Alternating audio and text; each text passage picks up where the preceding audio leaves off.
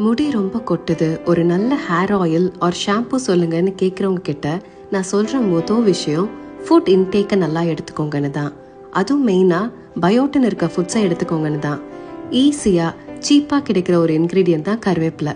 இதை வச்சு இட்லி, தோசை, சாதம்னு போட்டு சாப்பிட்ற மாதிரி ஒரு கறி லீஃப் பொடி தான் இன்றைக்கி பார்க்க போகிறோம்.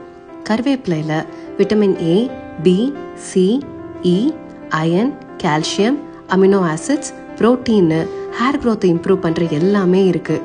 இது எல்லாம் நம்ம ஸ்கேல்பை ரொம்ப ஹெல்த்தியாகவும் வச்சுக்கும். கருவேப்பிலை, புதினா இது ரெண்டுத்தையும் நல்லா கழுவி சன்ட்ரை பண்ணி எடுத்து வச்சுக்கணும்.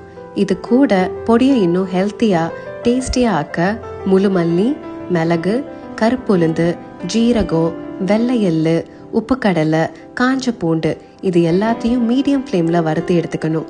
சூடு ஆறுனதுக்கப்புறம் எல்லாத்தையும் மிக்சியில் போட்டு அது கூட மாங்காய் பொடி, பெருங்காயம், உப்பு சேர்த்து நல்ல ஃபைன் பவுடராக பொடிச்சு எடுத்தா கறி லீஃப் பவுடர் ரெடி. இதில் நல்லெண்ணெய் ஊற்றி இட்லி, தோசை கூட வச்சு சாப்பிடலாம். இல்லைனா டைரெக்டாக ரைஸில் போட்டு நெய் விட்டும் சாப்பிடலாம். இதே ரெசிபி ரெடிமேடாக வேணும்னா ஃபிட் அண்ட் ஃபுட் தமிழ் பிராண்டை ரீச் பண்ணுங்க.